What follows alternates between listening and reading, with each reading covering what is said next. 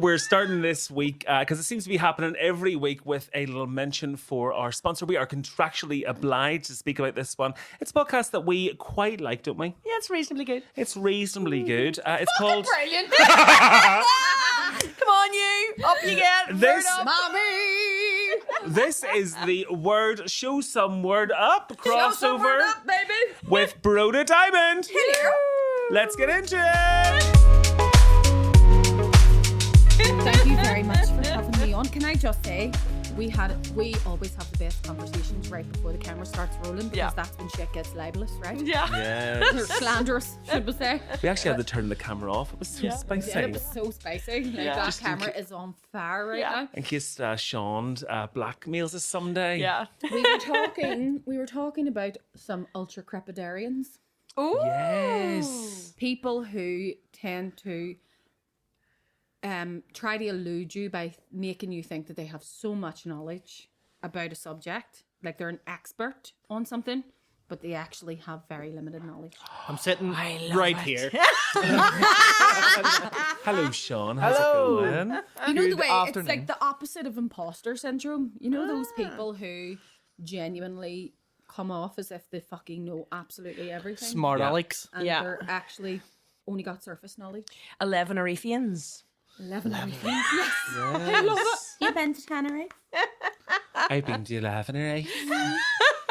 My mummy keeps the branded biscuits in the house. I kind of feel like we should have thought and brought you some branded biscuits. It's all What's your right. favourite biscuit, Bronagh? That's my favourite. That's a really good A question. soggy biscuit, is That's it? right, I'm loving it. Soggy biscuit. I do indeed. Fucking do.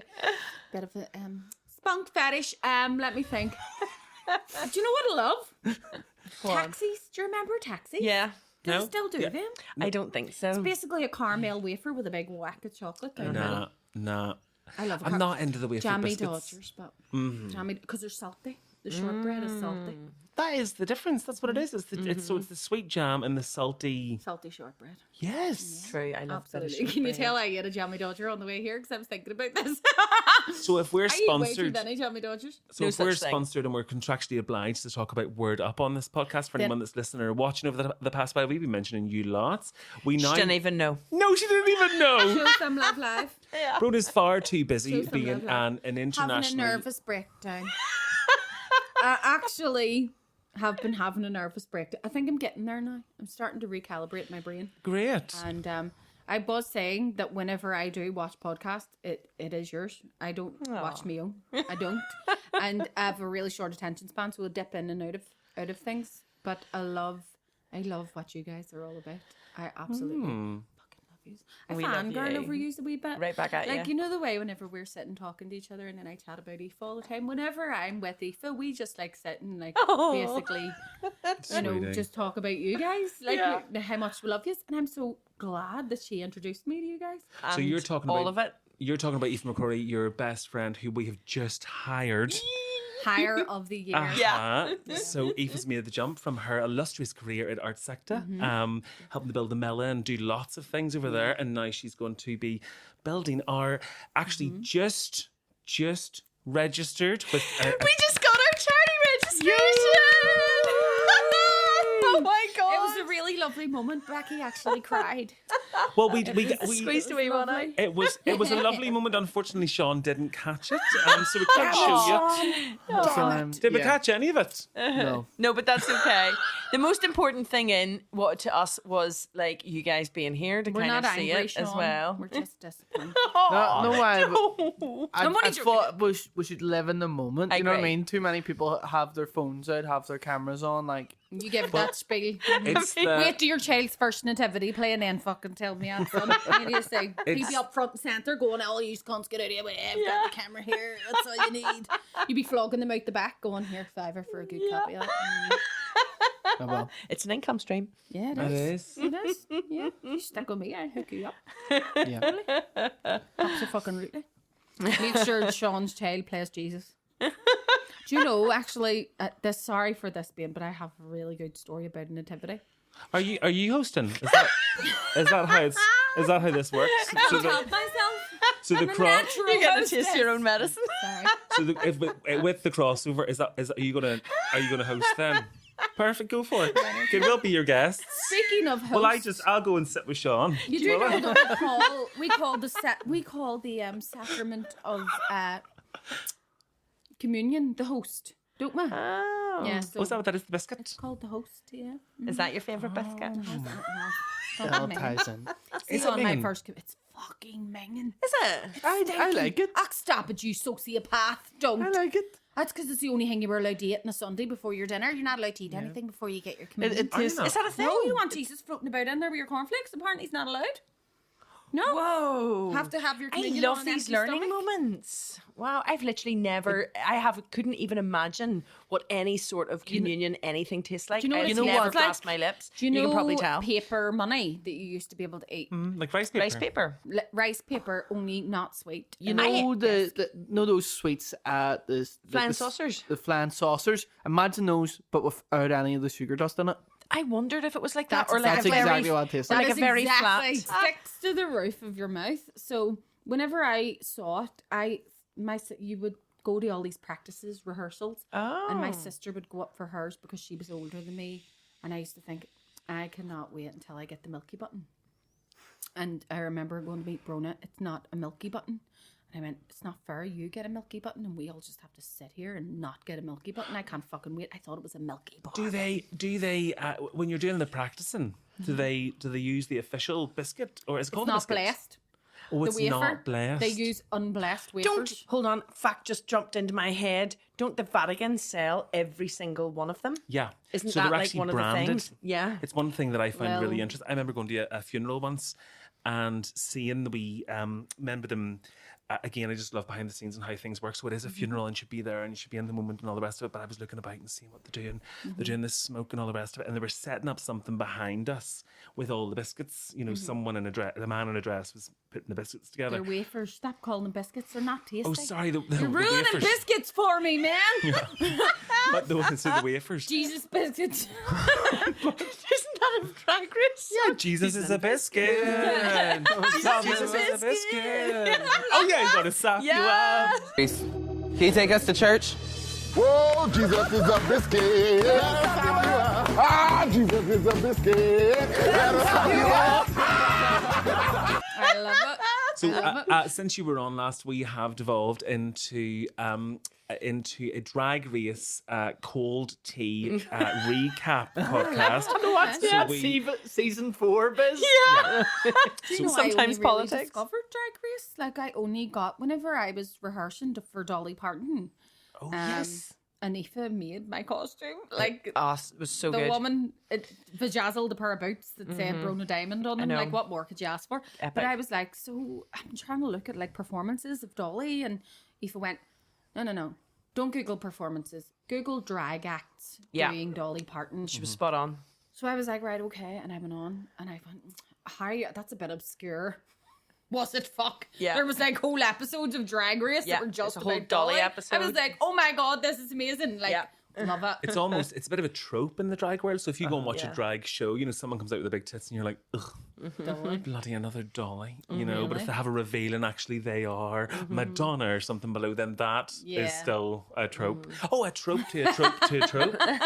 So a Dolly revealing to a Madonna, revealing to a Cher, Revealing to Celine Dion. revealing to a Celine Dion. Squealing Dion. That'll be my drag name. We Squealing Dion. My sister loves Celine Dion. Here, I heard you're, sorry to tangent you there, but I heard you're a very, very good singer. No way.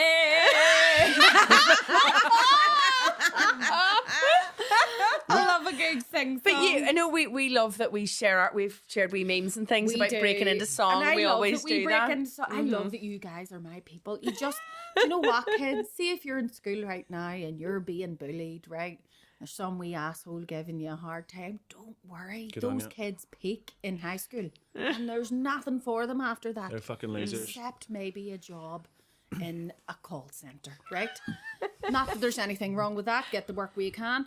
But don't worry about it, because when you're older, you will meet your people. Yes. Yes. You will find all the little weirdos Yes. just like you, and you will find that there are people out there who break into songs. It's Yes. your tribe. randomly. Yeah. Yes, and like Yes. I have the feels. I fucking love you guys so much. love Like you. I get goosebumps. And I get sent a meme by yourselves that said, people. Oh, I don't like musicals because nobody actually breaks into song in real life, and we're all just like, Yes, we Mommy. I'm here washing the dishes, doing the dishes with my fairy up liquid. You know. Do you know Cardi said that there was this episode of like New Girl or whatever, and I had never watched it, and know people the were one you like, mean. watch New Girl, and I actually had a few people that say, you remind me of New Girl, and I was like, oh, does that mean I look like Zooey Deschanel? So I was like going, I can see that. right, no, it's not, that's not what the men, I am like the New Girl because I watched the first few episodes, cackled. Oh, the Because she character. sings everything. Oh. Right? And Kurt was like, yeah, you do that. And I was like, what do you mean? He was like, you can't even walk. You walked earlier on to get a knife and you were like, I'm going to get a knife. Going to get a pointed knife. Going to get the butter on the knife. You know what I mean? Like, I just can't fucking help myself. If we could do 1 minute, so when this changes to 34, if you could explain in 1 minute from when you woke up this morning until you, or maybe not minute, maybe 30 seconds so we can cut it into Instagram reels, but if you can explain how you got up in the morning and what your journey to get here, but only through the medium Of song. of song. Oh my God. How does right, that? okay. So how did you give me that? So discuss first. Tell me first how you woke up. What happened when you woke up, Bruna? Did you have a coffee? Did you do anything in bed? No. Danger. Danger. Low terrain. Explicit episode. Low terrain. Yes, well, usually I must say I wake up in the morning and I tell my husband to get under the covers and This is not a song. Okay, great. So you've explained it first. So to start from that point, we've just hit the 34. As soon as it hits 35, we'll stop the song. But if you tell us that, so sing Here's your how it day goes. so Right, ready? far. Do you want a beat? Oh, Oh my God, this is amazing. It's happening. got up in the morning and I started on my yawning. Looked at the kids and thought, fuck my life.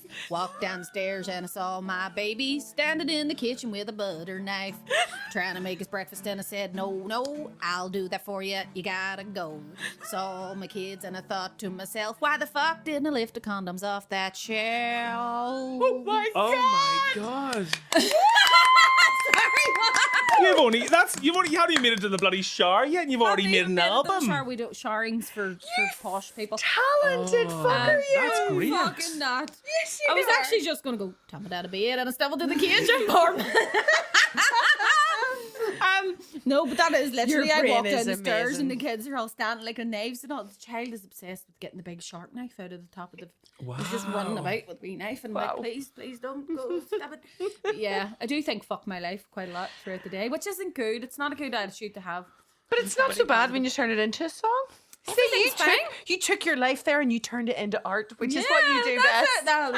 What can I say? That was wonderful. And we had Seán, Search Party's very own Seán. We need to get Yeah. search party mugs too. String Paradise. Yes. Instead of I would say that actually listening to that guitar playing was paradise. But like, what a fucking gorgeous thing that just happened. We weren't even. This is not planned. This is not anything. Actually, Next exactly, thing, like, Sean just like comes in with a guitar and starts. Oh my God, that was gorgeous. I love it. And I walk into the kitchen, Pour myself a cup of ambition and yawn and stretch and try to come alive. Oh, I love it. Jump out. What is it? Jump in the shower and the blood starts pumping. Out on the street, the traffic starts thumping with folks like me on the job. From 9 to 5. Did you do Dolly Parton? So when you did Dolly Parton for Stars in Your Eyes, so you did the comedian version of Stars in Your Eyes. When you did Dolly, did you mime or did you sing? Oh no, I sang. Oh, did everyone sing? Do you know what I was going to something? say? My dad got some recognition from my father. Wow. He phoned me and went, I saw a clip of you doing Dolly Parton. Bruna, fuck me, you can really sing. And I was like, all those times I get drunk in your kitchen and tried to get you to let me sing. Did he tell you he loved you as well? Can I just... he does tell me he loves me, right? He does. He says, Aw. I love you, you wee fucker. Right? That counts. But it does, it still counts. Yeah. But I didn't realise how hard it is to sing Dolly Parton.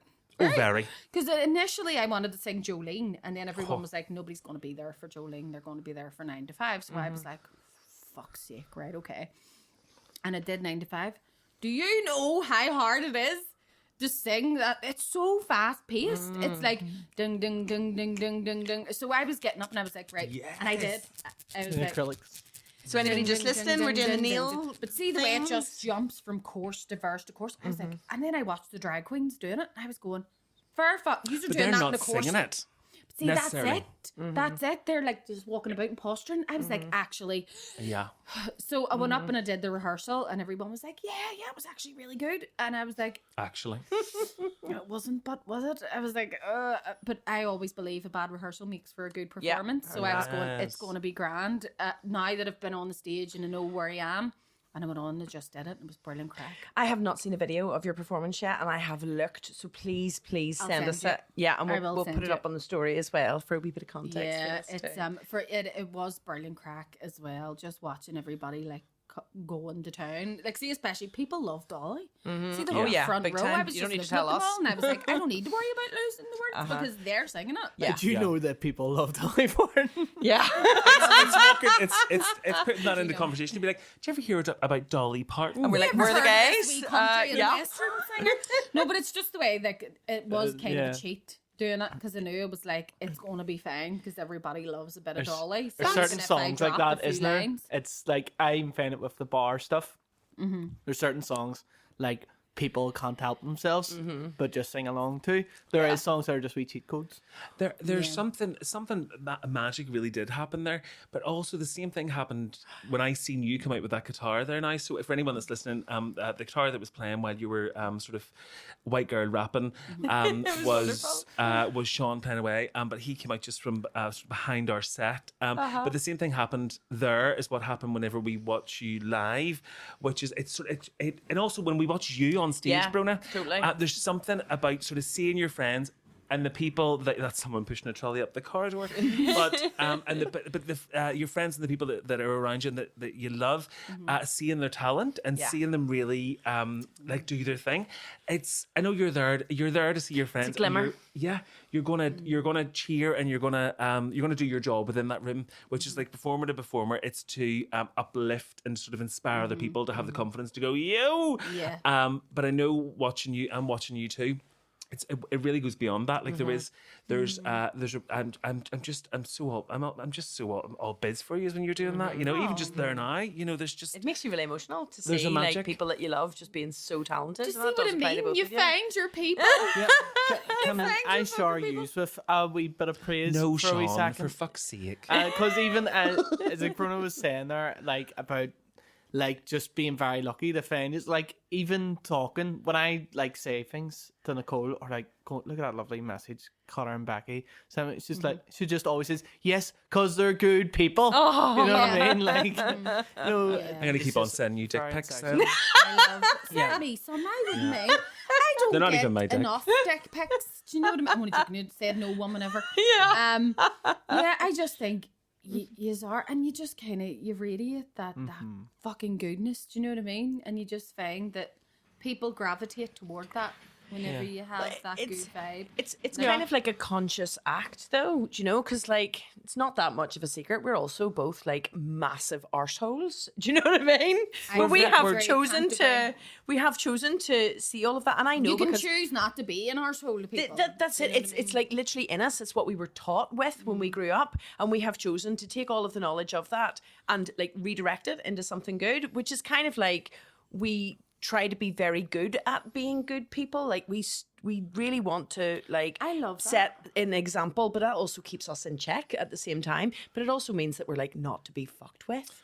Do you know what I mean? Because it has that other energy to it as well. But we're fiercely loyal and we love our friends and we'll do whatever we can to support them. But then we don't want to sort of fuck around either. I'm so We don't glad waste I'm our your time. friend. It's not about trying to be nice. Like, you know, the show some love message, we always say this, but it's not about hugs and back slaps and being kind. Of course we should be kind, but it's about standing up for people. Yeah. And saying, you know, someone's like, fuck, Bronagh Diamond's a bit of a melter or whatever, we'll say, yeah, we see that. We'll be like, oh, not again. Like, Yeah. No, well, nobody's ever said that. no, they've never said that. But if they were to, you would say, yeah, I can see maybe why you think that. But if you think about what she puts out there and how she performs on stage and the story that she's telling, know that it's maybe, and this has not happened, but know that it's maybe that little feeling inside you. Maybe that's misogyny. Maybe that little feeling inside of you is snobbery. Yeah. Maybe she connects with another audience, and that's why she's successful, because real people, working class people who are attracted to the honesty and the openness and the realness. Yeah. They're not repelled by that, which a lot of communities are. Yeah. Maybe that's why she's sort of she's successful. Think if absolutely everybody loves you universally, then you're doing something wrong. Yes. You're not being genuine. Totally agree. Because like, what is it? Joan Rivers said, get 1% of the population to like you, and you can fill a stadium. Yeah. But you know the way they say, I'm throwing in all the cliches of the world here, but if you don't stand for anything, if you don't stand for something, you'll fall for anything. Yeah. Yes. But I think like if everybody likes you, that means that you're being duplicitous, because there's got to be people that go, I don't actually like what she does. In fact, I live for the day people know me to go, oh, her, I can't fucking stand her, and I'm gonna go, I've made it. Yeah, right.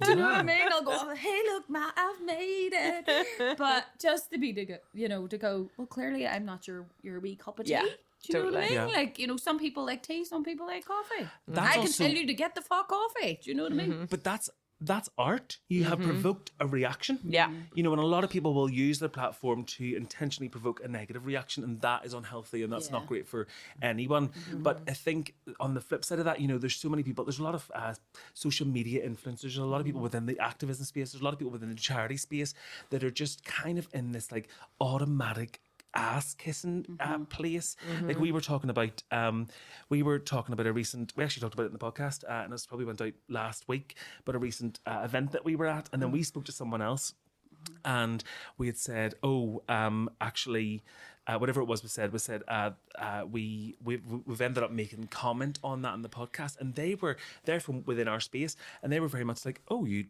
told the truth. And we're like, well, yes, we told the truth. How the fuck are we meant to learn? How are we meant to grow? We don't have to attack or bully people, but it is important that you're able to say, that's not good enough, or that's not okay. We talk about it quite a lot in here when it comes to other comedians and other performers within lots of spaces, that we should be able to hold people to account, but then also leave the space for them to apologise, learn, and come back from that. Or else we're taking people out. But it also, that cancel culture idea, like, you're allowed to make mistakes. You shouldn't be afraid to make mistakes.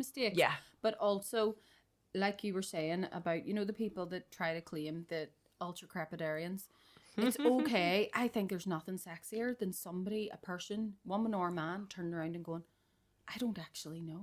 Oh, yeah, totally. Do you know something? I didn't know that, or I didn't realise I was doing that and that was wrong. Totally. Do you know what I mean? Like I said something to DDJ on the podcast about being a gold star gay.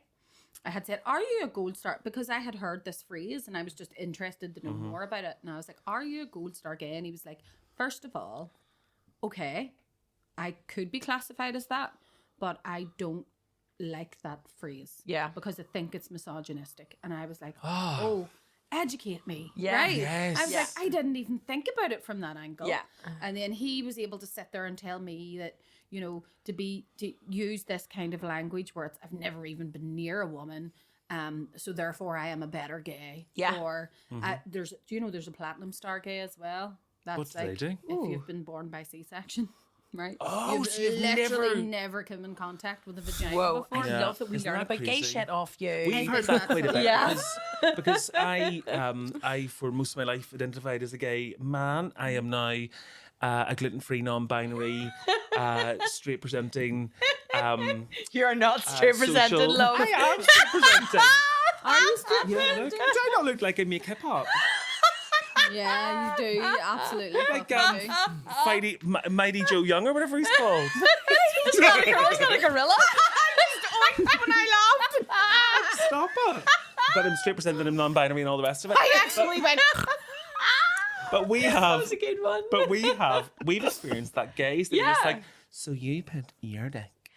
And it's mostly they won't have. Well, they've had it with us together, but they'll pull me aside and they'll be like, so let me just get this straight. You put your dick inside of her vagina. And you're like, yeah, no, I do. It's really, it's basically, it's very, very similar. And in lots of ways, it's much better. And it's much, there's lots of things that just practically, I don't want to talk about our sex life, but there's lots of things that just practically, it's like, oh my God, you don't have to like use, well, it's best to use lube, let's be real. Always. But you don't, you've got your own lube. I knew these things. Of course I knew these people things. feel that they can ask because they don't know about something. Like I deliberately try not to ask people, like especially women of a childbearing age, are you going to have kids? Yeah. Because not everybody wants kids for a start. Do you know what? We talked about this last week. Yeah, do you know what? Actually, and I can say like a recent example of that was somebody that was within our space, and it's because I am not in that way inclined. Like sometimes I will sort of casually say, "Have you have any thoughts in that respect?" And it was out of my mouth before I realised that, fuck, I'm doing the very thing that I don't do. But it was actually because I sort of, from the way that their life was set up, I sort of assumed that they weren't.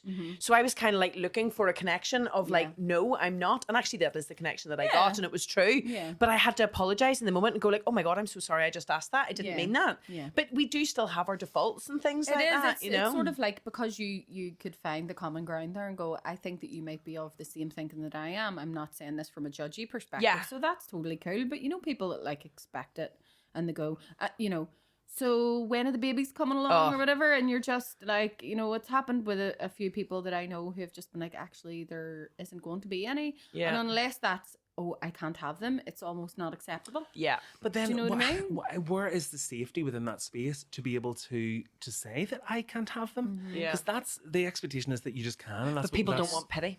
Yeah. At the same time, and that is how our society reacts, is with pity. But to then people. on the flip side of Yeah, it, you say people you've are- got 12 and people are like, whoa, that's a bit much. Whoa, you know, like even whenever How many do you have? Four? Yeah. and I had an ectopic pregnancy last year, and don't get me wrong, very unexpected, but I wasn't emotional about it or like emotionally attached.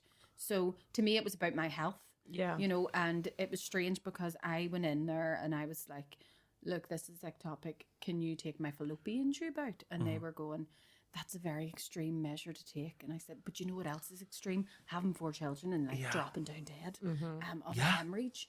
And they were like, but it can go away on its own. And I was like, but it hasn't gone away, you know, to quote Jerry Adams. And Jerry Adams always is get in that my in there. fucking uterus, right? For the gays listening, who maybe aren't part of some of these conversations, what does that mean? So an ectopic pregnancy is where an embryo has been fertilized, but it hasn't embedded into the lining of your uterus. It actually gets stuck sort of in the fallopian tube. And what can happen if that pregnancy isn't taken away physically or doesn't end on its own, the baby will continue to grow in your fallopian tube, and then it very will dangerous. be it can kill you because you'll hemorrhage. And I had gotten to that stage where it was like, right, is this gonna go away by itself? I was in pain, and you know, people were like, but that can affect your chances, and it doesn't actually have any effect whatsoever on your fertility. You can still get pregnant afterward if you've had an ectopic or if you only have one fallopian tube. But to me, it was kind of like I was going, look, I have 4 kids. Take the both of them out if you want. But you know what I found was really interesting reaction from a lot of people who knew me, who heard that I was in the hospital with an ectopic pregnancy, was, fuck's sake, have you not got enough kids? Like the many people that said that to me. Jesus and Christ. I was like, But are they... not to mention the fact that this could have been a really wanted baby. Like I could have wanted a 5th baby. Yeah. And you're like, do you not have enough kids anyway? Fuck's sake, how many kids are you going to have? And I was like, not that it's any of your fucking business. Yeah. You know, just because I actually still do fancy my husband and we still do like to ride each other. Yeah. Yeah, unlike isn't you, just kind you of the are goal. correct, Isn't the social norm apparently for marriages? Once you're married, that's supposed to be it. You've had your babies, what are you still doing? Having sex? But I was like, and what? What if I don't ask anybody to raise my kids? I raise my own kids. Yeah. They're not farmed out to everybody and all and sundry. So don't fucking comment on my reproduction choices. Is this people, so is this comes from the perspective of people who, because there's 2 ways to sort of, maybe 2 perspectives. One is people that already have like 3 or 4 kids and they're like, Bronagh, I from lived experience, I know what this is like. Why Yeah. would you dream of it? Absolutely. But then also then there's just other people that are like, well, that's too many, and you know, you're... Do you know what the most common phrase is whenever people hear that I have 4 kids? Because I know you have contraceptive and all these days, but I wanted kids. I always knew I wanted to, like, you know, have a family and, you know, on my deathbed, I'm going to have all these fucking mad kids standing around me, unless I totally fuck them up, which I probably am, and then they'll all desert me and You're doing a divorce very me, good job. Macaulay Culkin style. Yeah, absolutely. We never worried about what gender they were because we were like, doesn't matter, we're going to fuck them up anyway. Yeah. But I just think you get this phrase: do you not have a TV in your house? Do you know? And I go, just because I subscribe to Virgin doesn't mean I fucking am one. Do you know what I mean? We're going like, why do people get so like? And this is bringing it back to what you guys were saying. People feel the need because they might not understand what the dynamic of your relationship is, or they might not understand the concept of an open relationship, or they want you to then divulge all your personal details to them and explain to them how it works. Like it's your duty to educate them. Yeah. Do you know what I mean? Yeah. You can't choose to. It's also based in like the homophobia that happens for young queer people as well, you know, where it's like somebody struggles so hard often to come out. And then it's like, once they're out, there's this sort of like, it's just a phase thing. So people will often go so far the other way to say that they're almost like, it's nothing to do with the fact that they're attracted to the same sex. It's actually that they're repulsed by the opposite sex. Right. And that's not often the case. So like bisexual people, who is me, not you, but I don't identify as bisexual, but I've been thinking about it recently, and I think probably I am.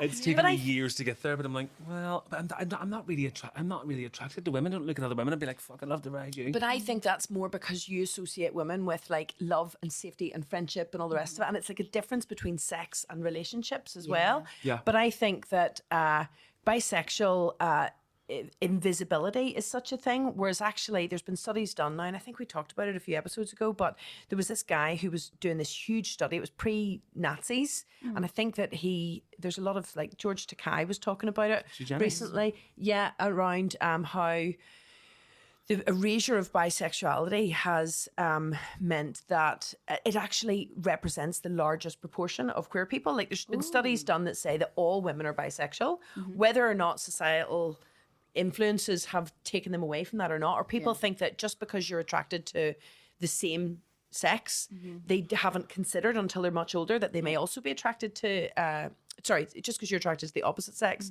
doesn't mean that you can't be attracted to the same sex. So people kind of see this as this like either or. It's either straight or gay.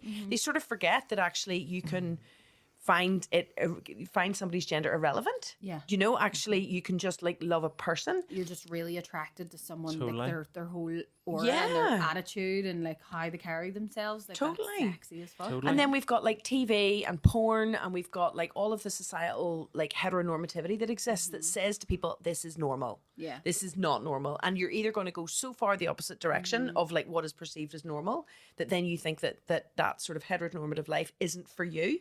Yeah. You know, but they sort of are removing a whole swathe of society that says that actually a lot of people can be bisexual, and that means that it's kind of irrelevant who you're in a relationship with or what places you go to or how you dress or whatever, you know, but a lot of that comes in trying to keep people in their boxes, you know, and having that, like I, as somebody who has no interest in having kids, that does not mean that I don't really, really actually love kids, love my friends' kids. Could be the whole one.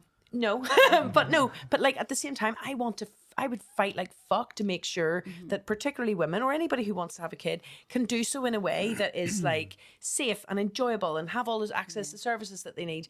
But we need to just make sure that that is what people actually want rather than people being shoved into a default because they happen to own a vagina. Yeah. Do you know what I mean? Absolutely. I mean, it is really like that as well. Like it's strange how even coming from the way that we come at it, like in our household, because I'm from like the artistic industry, creative industry, then therefore when I like had my first child, I sort of just took a sort of step back and was like, because my job isn't a 9 to 5, you know, stable job. Totally. I conformed to this gender role where it was like, I'll just stay in the house. Yeah. You know what I mean? I'll just do this. Yeah. And, you know, it's only now that I've actually had, you know, like, this is obviously my first child is a different daddy, but it's only now, like Curtis will say to me, like, I'm really sorry that it came to that, you know, that we live in that kind of society where it did fall. That's society being broken. You should have the backup. So that as a creative person that is a self-employed person, like Seán, you were talking about it as well, like being self-employed. It's really difficult because there's not a backup for you. You know, there's no paternity. Yeah, like pay for self-employed people. Yeah, like our society is we broken live for in a all society parents. that is just, and you can do this thing if anybody's watching and they feel the need to have a wee look. There's a calculator online on, I think it's the nidirect.gov, and it's called a Better Off calculator. And if you're currently on benefits, or even if you're not, you go onto this website, Better Off, type in Better Off calculator. It'll bring you to NI.gov, and you can type in everything that you currently get at the minute, whether working, employed, or like self-employed, or you, and it will tell you exactly what you could be capable of getting, like in terms of benefits. You can still That's you can really still be useful for on people.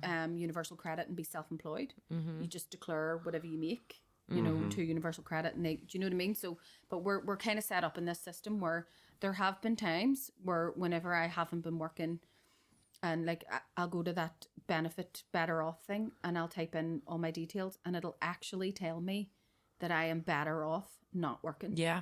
Because I am losing money if I'm actually earning. Like by the time you pay for childcare, pay for your school dinner. Childcare is one of the pay biggest for- issues. Yeah. It is. We had Kate Nichol unbelievable. from the Alliance Party on this podcast. We've got so like political, Yeah, only fancy, celebs now, I only see, celebs. Like we wouldn't have had you back, but it's just you were.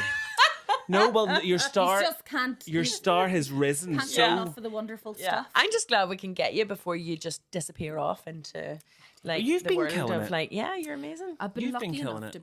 to be really busy. I'm lucky that way. Well, I say, you worked very hard. but then God Yeah. bless him. She and Todd said to me, "Or you're just really good at what you do." And I Yes, was like, "Yeah." good and on you just him. start maybe going, "Yeah, I'm fucking good at what I do." But I'm lucky to sort of like to be busy. I need to be busy because it's not good mentally. If I have one day where I'm not doing anything and I start to question my life choices. Yeah, but I think that you set your own pace. Like I think we've been saying for years, like, you know, oh God, this week is mad, next week is mad. Oh, we've got a week off. And now we've kind of realised week is that mad. our life is just mad, and it's this pace that we set. It's the amount of things, because we do say no to stuff. We regularly say no, not interested, Good because boundaries. we can only do what we can do, and we want to be excellent at anything that we do, and we don't get everything perfect, but we try really hard to put all of our efforts into things. But like we realize that just that pace and that energy, like, because we're both completely obsessive about what we do and we enjoy it. It's bloody hard, and there's a lot of tears and a lot of tantrums and a lot of letdowns. It's passion, isn't But it? it It's is, a passion yeah. project. I think that's the word that Aoife used whenever she was talking. She was like, "It's their passion project," you know. Like we're all on board. Their life. If It's you're their not baby. on board, get the fuck out. You know, this kind of thing. It Very was much like, so. if you're not going to give it 110%, you know, I love that kind of. I love that ethos that you guys have, because you're doing it out of the. And I love what you were saying about being a good person, being like being a chosen behavior, because I think you know, it just, you saying that triggered a memory in me where this woman that I was speaking to, and she is an absolutely lovely woman, and I actually said that to her. I was like, "I think you're such a good person," and she went, "I'm not actually, Bronagh." And I just, the honesty that came out of her, I was really kind of taken aback. And she went, "I'm actually not a good person." And I went, "Yes, you are. Don't ever say that about yourself." And she went, "No, I try really hard. I feel like I have to work really hard at being a good person, Yeah. because I don't feel like I naturally am." And I just thought the candor of that moment, I was like, wow, yeah, you can be a good person. I'm a highly disorganized person, but yet I am organized to within an inch of our lives. Like, and now I'm kind of like organized for two, which is nice. But like, I think that it kind of, we as a society, we have this obsession with things being natural, with like, oh, you're naturally good at this, or you're naturally good at that. I think we need to just do away with all of that shit. You have to try. You know, and sometimes that means you have to go through the discomfort of not being that good at You have something. to learn and grow. You know, you have to be able to make mistakes. And I was listening to somebody talking recently on a podcast about how you're better to learn from somebody who doesn't have the natural talent for something. Totally. Because usually whenever you're in, like, if you're trying to learn how to play the guitar off somebody who just naturally is really, never had to work too hard at it. you Yeah. know, they aren't very good at going through the process of breaking up the stages and Yeah. teaching it. Yeah. Whereas if you go to somebody who had to try really hard, had to learn, they'll be able to give you pointers, and you Yeah. can sort of apply that in your life to anything. Totally. Like you said about, whenever you said you weren't organised, I was like, what? Yeah. It's men doing hair, I actually. had to learn it. I was always told that for years. I used to do hair for years, and I always really enjoyed working with other men that did hair because we didn't necessarily grow up with hair of our own. We didn't learn all of those skills and some of the mistakes. And you have to know, like, I remember starting and not knowing what a blow dry was, not knowing like how a brush worked, like just none of it. And you have to be shown every single. Men don't know how to do like You don't know how to put a bobble in. a bubble. No, you don't know. So you then learn the correct way to do it because you don't come with that knowledge. You're not like, oh, I know. In fact, that's actually one of the things that's most one of our sort of main messages is that you have to be open to learning and open to saying, actually, I don't know. How would Or I made a mistake. Yeah, I fucked it up. You're allowed not to know because then from that comes growth and from that comes learning. Tell me this, just to sort of circle back on what was on that card. Did you read that out already? Or do we get waylaid on no, the... we did. The ultra crepidarian, a person who claims to be an expert, Yes. but has limited knowledge. And I thought I actually picked that word out, thinking, whenever I hear a word that I'll write it down. I'll go, that'll come in handy for an episode. But you had actually spoken about coming into contact in your work with a lot of people who come across as that. Yeah, you know? bullshitters. But it is. It's something that I found actually. It's one thing that I learned to do on the road. I backpacked for years and travelled all over the world, and it was one thing that I learned to do just because you had a lot of time, and you learn that actually your voice is worth something, and that you can. For me, anyway, my learning was that I shouldn't always speak very quickly just to finish off my sentences to let the other person speak because I am worth something, and I am someone, and I have a story, and it might not be something of mad experience, but it might be just somewhere where I've been and someone actually wants to hear it, and they do have the time for it. If they've asked, they really mean that. And then I remember coming back to this country and someone saying like, oh yeah, whatever it is about Syria or whatever, and I actually remember this happening with my sister's horrible depressing husband that pretends he's in the CIA. Long story. Actually? Yeah. Like I need more info on scary guns in the house kind of like madness. It is the opposite of Bronagh Diamond energy. Oh, it's it's small dick, like tiny man. Micro-penis He is very energy. small in fairness. But anyways, he's a bully and all the rest of it. But I remember him talking. So I came back from a refugee camp at the height of the Syrian crisis. I was deeply traumatized by my experience. It was in Greece, and like deeply like wanted to kill myself, traumatized. And I remember going out for So I sort of fed into the work that we do today, and I remember going out for dinner because my family were like, "Oh, do you know what's great if you're so depressed you have to be in a darkened room and you're spending the whole time crying? Let's all go out and have a family dinner." So we went out to this place in Carrickfergus of all fucking hellholes. And we were having dinner, and he started to talk about, that's just the way it is about Syria, whatever it is. And I was like, actually, and I knew that he was a bullshitter, but I just thought, I'm not embarrassed anymore. I'm going to just ask, what else do you know about that? Tell me more about what you've just said. Go on. Yeah. Elaborate. Elaborate on your massive amount of knowledge on the war and stuff, because you're in this sort of. Secret he was in the TA or something, it was that kind of a vibe. Dad's like he worked in a bank and pretended he was the bank manager. That was one step even further. Gosh, yes, those people. I love those people. But they're just so fun to be around. But in moments like that, either it's intentional and actually it is just because you're a bit angry and you're just like, nope, I've had enough of your bullshit. These people aren't calling you out, but I'm going to fucking call you out. Or you're actually interested. Someone's telling you something amazing that happened and you go, oh, that's great. Tell me more about this thing because I actually want to know more. Tell me more. Which countries did you fight? But most people are used to just sort of like waiting for their chance to say the next thing. They're not. They don't really care. Most people don't actually. That's They're not a great listening. They're just waiting to speak. People generally don't give a fuck, and it's sometimes it feels unusual. It feels unusual when you say, "Oh, that's really interesting," But beyond that, there's a lot of people who are this that then don't have it. Yeah. They are like, "Oh, sure, you know what it is," and you're like, "Do you know what it is?" Or they have like, do you know what I love? Those people who have like that one well-rounded phrase to make that would be an ecumenical matter.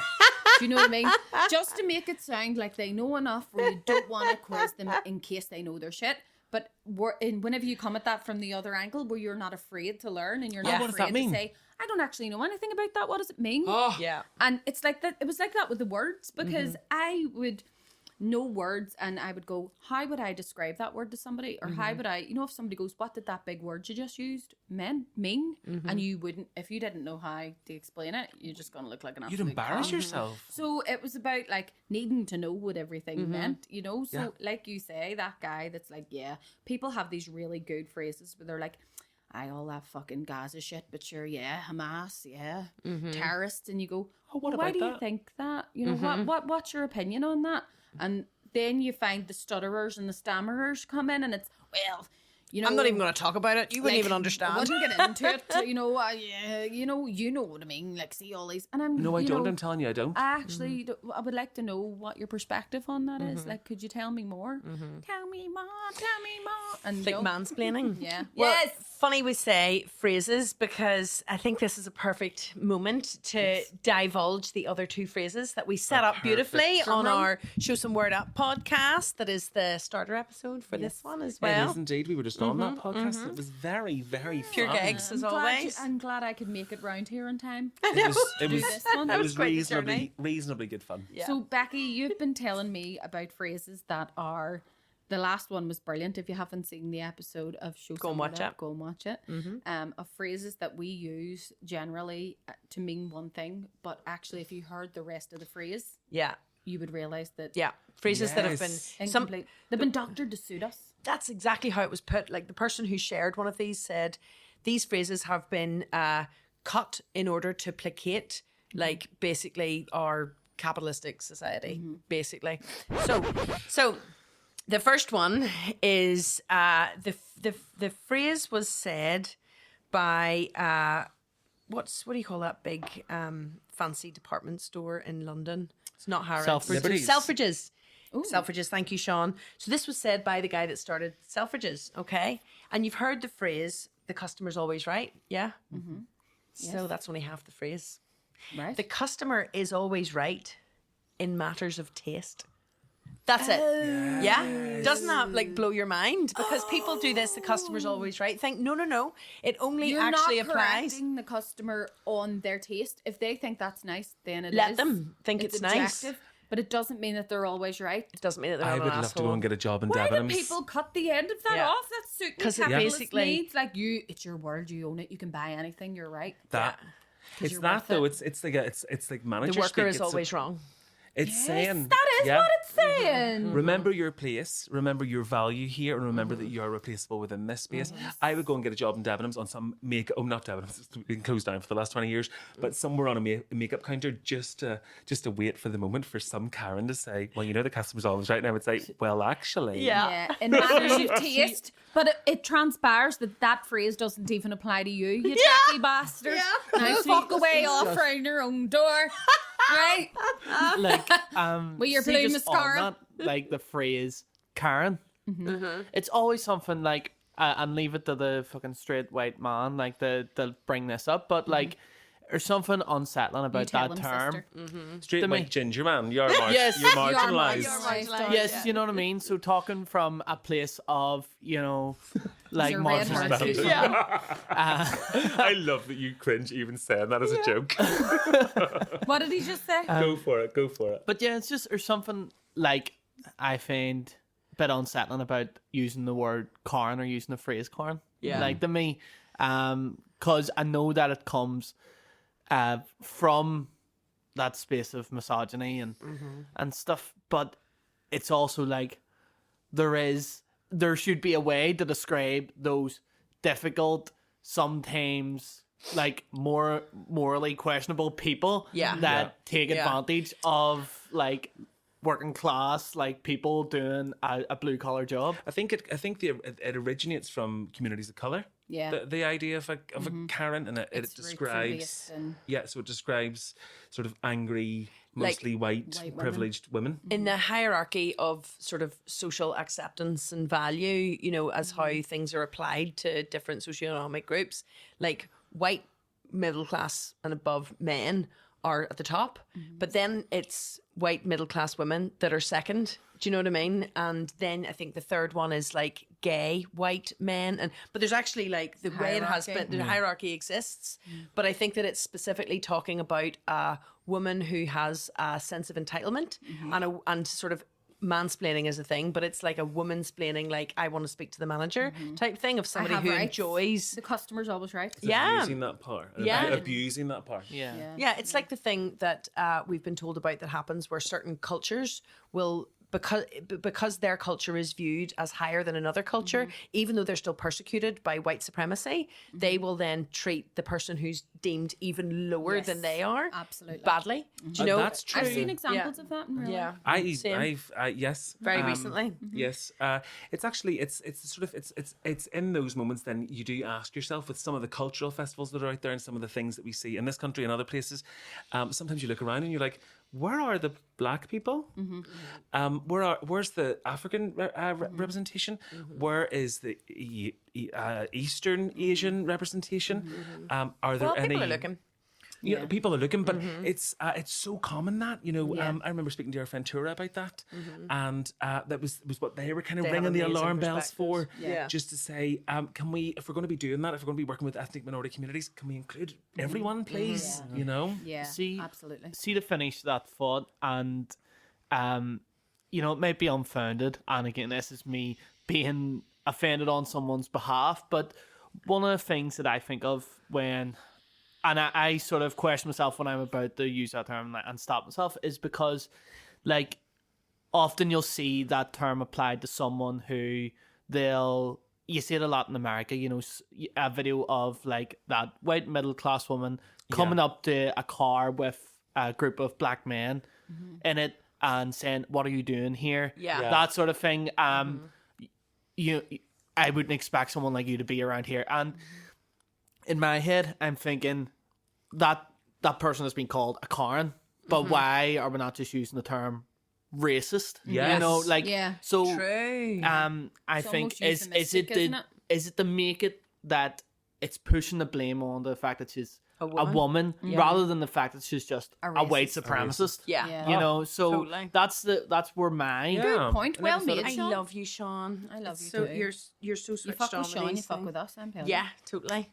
Well, I think I'll stop using that term. I'll take that on board, and I'll find out more about it. It's terrible. We have to record We'll every start week calling with, them Sharons. Well, we have to record every week with a fucking woke police. You can't say anything can't say anymore. fucking anything anymore. You don't know what you can say. These straight people going about, you can't say nothing in front of them. Always fucking straight. There's a thing that Maisie Williams, is her name, that was in Game of Thrones, said, yes. and I really identified with it, but at the same time, there is some flaw to it, because I've spoken to other people about it, and she had a really great point, which I wish was the case, where she said, can we stop saying that people are... Now, what was it? She was saying something about feminism, that like maybe we shouldn't have to all be feminists. What about we just assume that is the norm, that everybody wants equality, and we just start to say that the people are sexist or they're misogynistic, rather than saying you're not a feminist. Yes. Now, I spoke to Virginia. I thought it was a really good point, and I spoke to Virginia Mendez, who runs the Feminist Shop, and asked her the question, because I was like, well, you're in this world more than I do. What is the correct language on that? And she said, no, I see that and I get it, but at the same time, we have to remember that intersectional feminism is about equality, and it's specifically coming from a perspective of equality for women, but also for everybody else at the same time. So she says, I agree with the sentiment of it, but I think that there's still a place, and it's still very relevant, because feminism has not been achieved, that we still use that phrase. We haven't found equality. But at the same time, we should still be able to say that, rather than it being like, oh, you're not a feminist, we should be able to still say that is sexist or that is misogynistic. Yeah, it also depends who says that too, because if a man is making that argument, it's sort of like, well, why is it Black Lives Matter and not all lives matter? Why is it feminism and not just everybody's equal? That, there was a really simple explanation for that was made to some guy. It was like, why is it Black Lives Matter and not all lives matter? It should be all lives matter. And this person responded, well, when you go to the hospital with a broken arm, they don't say all bones matter. They say this one is broken, so we'll fix it right now. Yes. Do you know what I mean? So yes, all lives are important and all bones are important. But I would this ask, one because needs fixed. it does seem like it's that same crowd that now are... And with the pride, like people go, why don't we have a straight pride? Every day is straight pride. Why don't we have a straight pride? And you're thinking, well, the reason that we need this activism and the reason we need people to use words like feminism and pride, and it's because, like you said there, it hasn't been achieved yet.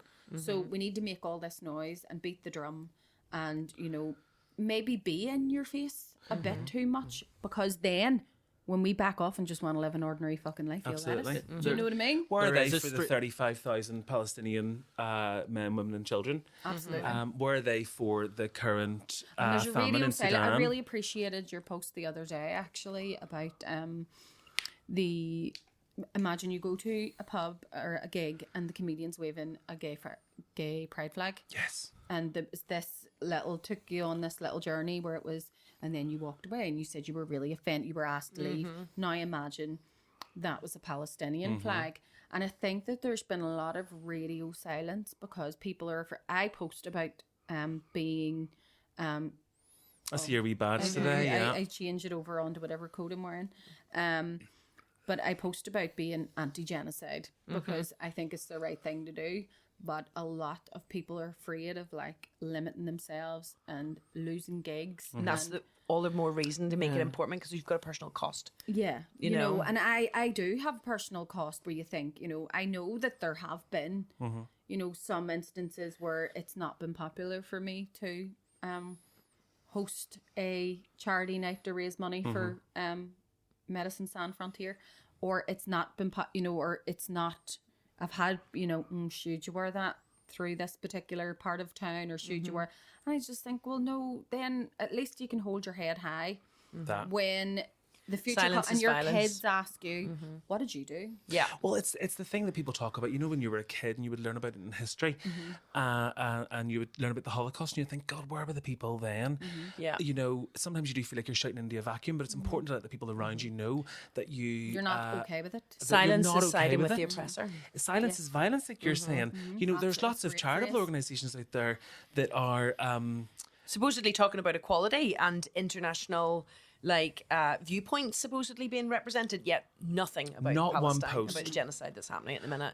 Makes you start to question what their About purpose is. the babies starving to death. Yeah. Starving to death because they don't have I was doing something the other day, and I think it was actually about to walk on. It's so strange because you do have people that come from this. There are some people who are campaigning at the minute, and they're like, how can you host these galas and things like that in aid of Palestine? And I so say fundraisers for people who are suffering in Palestine. What was wrong with that again? I forget because I because you're remember it being enjoying mad. yourself, Yeah. and Yes. you're basically throwing it in the face of people who, and that's such a silly sentiment because it's like people. I always use this phrase when people say, "Oh, cheer up! There's people worse off in the world." You never turn around to somebody who's happy and go, "You shouldn't be that happy," because there's people that are happier than you. Yeah. Yeah. Do you know It's what I not mean? transactional. It's not. transactional, and I was about to walk on stage the other night, and I was just flicking through Instagram, and I saw this absolutely harrowing picture of this child who had literally just passed away of malnourishment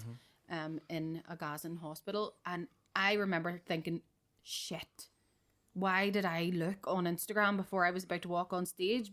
And I felt so spurious, right? Because I felt so false, because then I was like, I really put myself on a downer, and I was like, no, right, funny mode activated. Do you know what I mean? And it is important to celebrate things and to still live your life while you're saying this is wrong, and to be grateful every moment that you are laughing, because the people can't. It makes you more Yes. grateful. Yeah. And to dance and to celebrate and to enjoy the freedoms that you have, while also asserting the fact that you are grateful that you are, you're privileged in this way, and that you want to change what's happening over Yeah. there, and that It's you're, not either you're or. able to stand. You can write to your MPs, write to your MLAs, write to people, sign petitions, and let people know that, see, whenever the future comes and they're in the Hague, right, for war crimes, you can say, I did not in any way endorse or fucking agree with what they were doing. And yes, I did boycott goods, and I did do that, and I did. That's all I could do, but I did it. Yeah. You did something. It's the same for you think about queer people and gay men, especially throughout the AIDS crisis. We watched a wonderful documentary on Priscilla the other day, and it was how it affected the queer culture in Australia, and how that then expanded into the whole world. And there was this wonderful queen that it was, forget her name now. but it was what the story was based on. And she was saying, actually, while my friends were dying, I didn't have it in me to be in those hospital wards. And the equivalent of that now is I don't have it in me to watch that content. Now, I would say, share not built fucking for it. something, put it out there. There's a positive message that you can put out there about connection and all the rest of it. So there is a way to do that, and I would seriously question if you're choosing not to. But they didn't have it in them to do that because it's deeply traumatic. But what they did was they were in the clubs for everyone else that had lost someone else, for people who were weeks away from those hospital beds, to have a fucking party, to bring the gear, to drugs, to bring the glitter, and to go fucking wild. Bring joy. That is, Yes. you know, for us, like, And there's a real noble purpose in doing that. It's silly because sometimes you do think to yourself, like, I have my crises of life all the time. You go, I just fucking get on stage and tell jokes and hurl myself out for a living, you know, that way. But then there is a real, like we were talking today about how, see, just having even one person come up to you at a gig and go, I was going through a really hard time and I just really do like your wee podcast. Like, I look forward to putting it on Saturday. You know, that's just like, I maybe I won't kill myself today. it's giving you. Do you know what I mean? Like, it's it gives giving you yourself a reason to go, yeah, what you do is the permission to do human that. interaction is a valid thing, and we're all only here to be. But it's also just like there's not that many female comedians. Like, it should just be comedians, let's face it. But Yeah. you know, that distinction is necessary. But like, think how many people from where you live, whether it's from Belfast, whether it's from this country, you know, wherever, that can look and see you doing it in like a really relevant and personal sense and think like, I could do that. Yeah. Or I could do something in that regard. Because whilst you're one of very few, the spotlight is there. And whether or not somebody has seen you once or whether it's somebody that listens every week, like, that is doing something very, very special, you know? So keeping on doing it and keeping on stretching and doing workshops and all the rest of You're it. giving people life. Yeah, totally. You're giving people life, and you might have experienced the darkness, and people experience that out in the world. But that's your job. You're the fucking jester to kind of bring people up, and if you can educate them along the way, if you can in word up and in language and in how we put that out there, or you can come on and you can maybe share another perspective of some of your experience. That is fucking world changing. It's the things that we say that we don't realize it even has an impact. That years later, people that will let us know that, like, I was really struggling with suicidal ideation, for example, and you really helped me. I came one day. Isn't it funny? Like, really underlying in all of our projects is that we focus less on the terrible aspects of poverty and more on the wonderful things that happen when people come together. And part of that, although we don't say it out loud as much, is it's about supporting each other's mental health. And people will come to us then and go, do you know, wasn't it funny? I know we're making our period packs and whatever, but it actually really helped my head. And we're like, oh, that was our intention. Yeah. But that's, you know, it's you can make a difference in that way. Or I had never met a trans person. And then I did, and I realised, oh, I kind of think that we're all the same. Do you know? It's like creating those conditions and those moments. De-otherizing it, you know. I think whenever people don't understand, like, I have seen examples of it in my family, for example, where they just don't know anyone of it, and then whenever you go, this is such and a such and they're gay, or this is, and then once people familiarize themselves with people and they realize that it's not just a concept, It's hard this to is hate a people real close up. person. No, that's lovely. Yeah, absolutely. You know, you adapt and you grow as a person, like, and you're able to go, I'm sorry, I used to think that way. I was wrong. It's why diversity is such a strength. Do you know what I mean? And it's what, like, is so frustrating that people don't realise that actually the more diversity you have, and that's not just about skin colour, it's also about, like, culture. It's also about, like, somebody who's just different has a different perspective, and that is not something to be feared. You know, it's why we shouldn't have the amount of phobias that we do, but we live in this, like, society that people are scared that somebody's coming to take their stuff or their rights or the whatever, and it's just like, we need to educate people out of that, and the best way to do that is not to scold or tell people. The best way is to show people, and that is through art, and that is through love culture. is not finite. Like, you, so it's not a pie. And it's funny because actually the more you give it away, the more you multiplies. have, and it multiplies. It's a lovely concept, but to show some love, you know. It's true. Fuck, I feel like I'm taking a big Diazzi. It's great. It's lovely. We're all floating away. But it does it being nice and having nice thoughts and fucking, you know, encouraging yourself to actually be a good person and thinking that wasn't, because I do it. You know, whenever you have a wee nasty thought and I snigger at myself and I go, it was funny, but it wasn't kind. And then you go, And the more you step away from it and you sort of, you talk see it. yourself out of it and you see it and you go, actually, and that produces endorphins and you feel better for being better. Totally. Yes, but you're still expressing it, which is key. Yeah. What were you going to say, darling?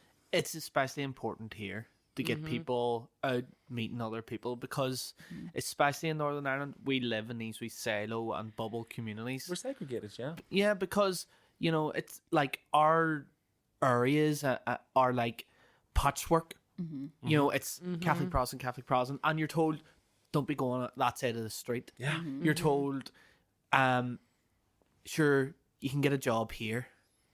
Why would you go anywhere else? You're told, like, that these people are different and these people are different.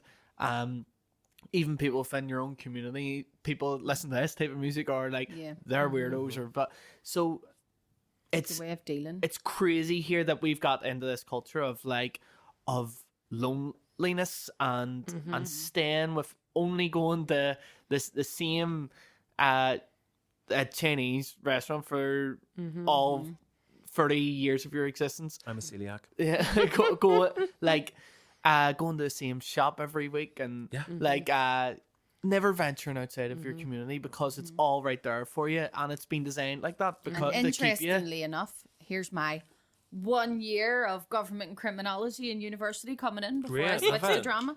Had to study for sociology, Durkheim, right? And he is like seen as the founder of sociology. And he says that the truly functioning society that you can have is an organic one, which is what you guys do. And I think that's why, like I was saying to Aoife when she was moving with you guys, I was like, they're the future. And this isn't a pie-licking contest. Like, I'm just being honest here. I was like, what they're doing is the future. It's the future of Belfast. That is the kind of society that you want to be creating, that you want to be actively participating in, because that is what we need to be if we're going to succeed and sustain what you guys are doing with the greenhouse. And even, you know, we might be looking at it on a little microcosmic level, but whenever you put that out, if everybody did that, you can take wee small steps. But like, we need to be an organic society. We need to have people coming in, meeting each other. We as humans need human contact. And just even doing that, coming and putting a wee period pack together for somebody, talking with another person and going, not only did I interact with a human being today, I helped another one while I was doing it. And if you don't have that kind of society, what you then get is what Durkheim refers to, ignominy, which we have had as a word of the week. And ignominy is what he thinks is the cause of suicide.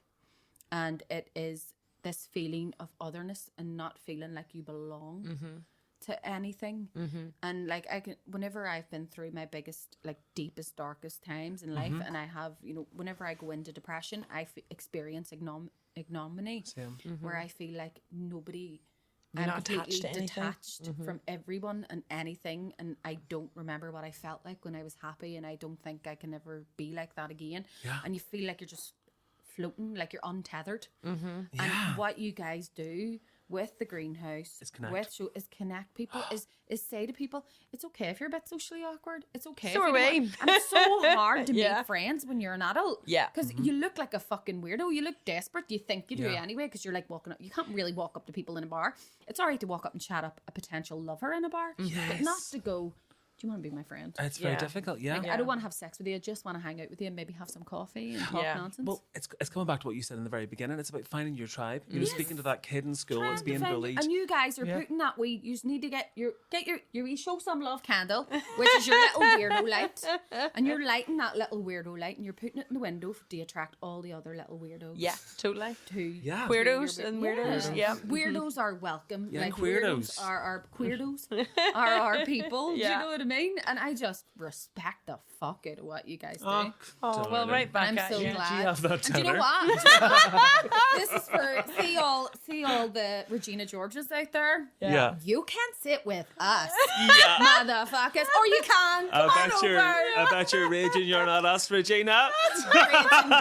Raging for you. Absolutely. Oh, you're sweet. We love you so much. Thank you guys. For I having think, me in on and fairness, for being my friends. I think we did have a quiz around the corner, but I don't think we've got time. I think we might have to. I can give you a very quick final phrase that I Oh, promised. give us the final phrase, yes. So, you've heard the phrase, imitation is the sincerest form of flattery. Yes.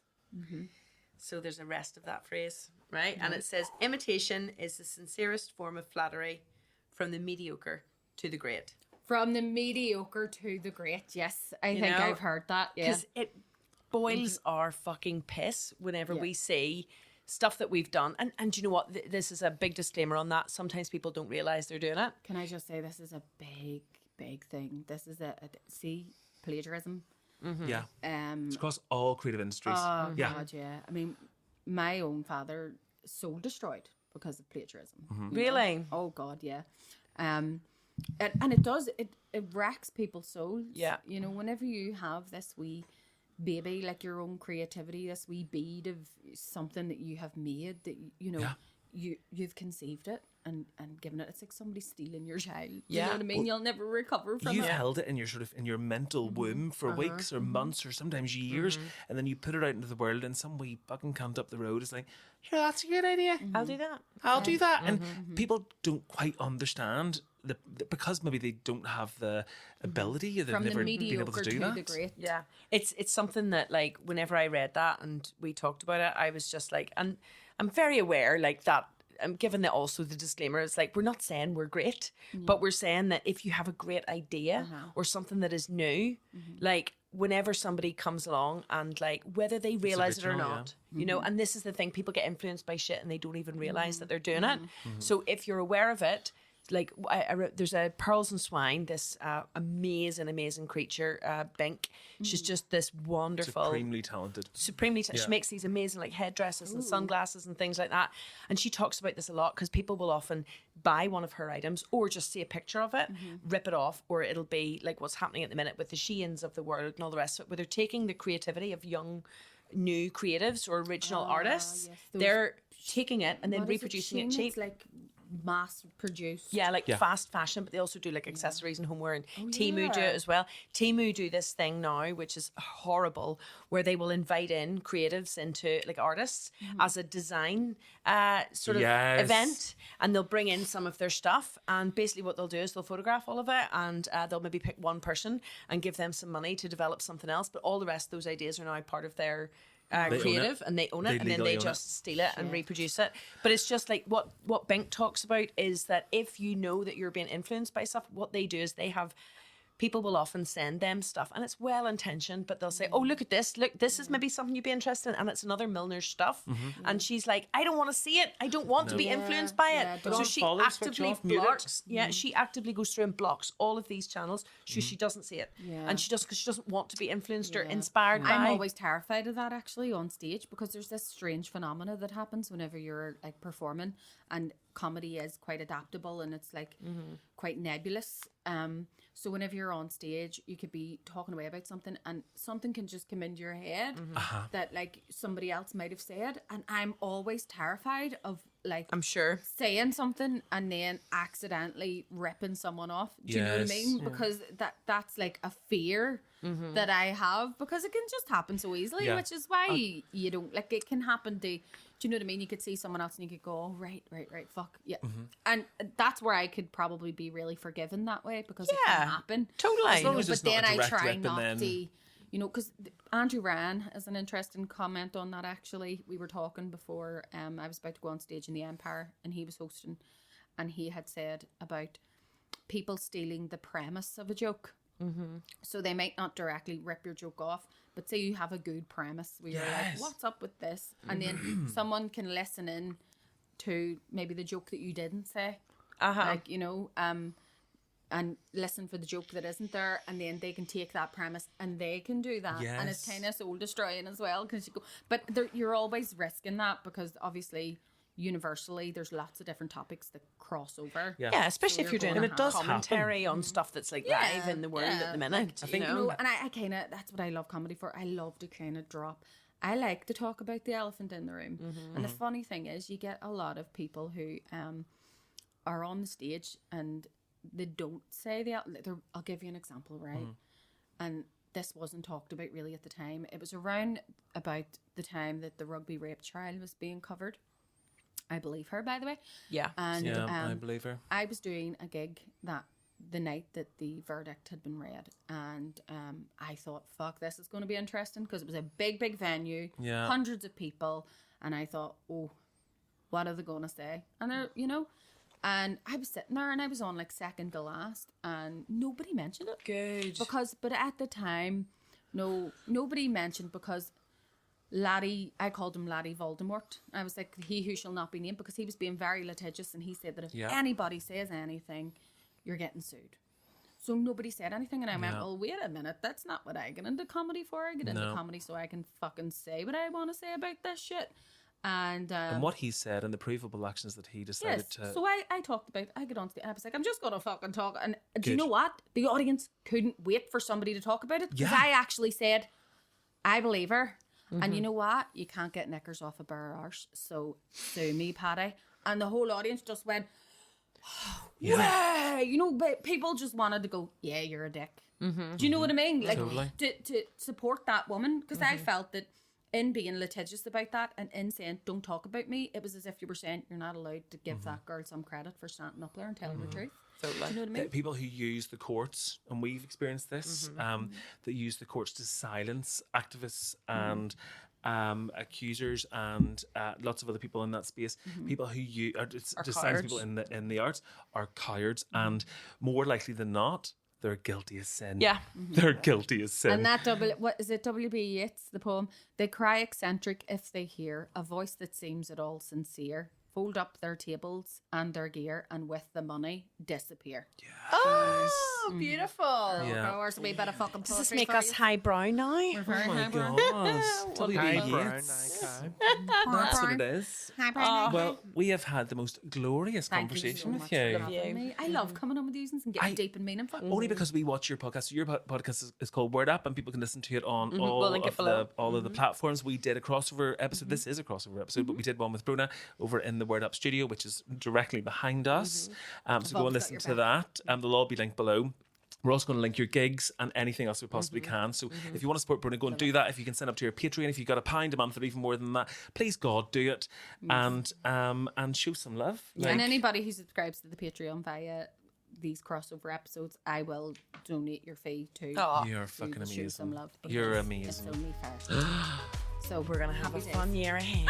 It's going to be brilliant. Yeah. But yes, thank you so much, everybody. Show some love. Show some love.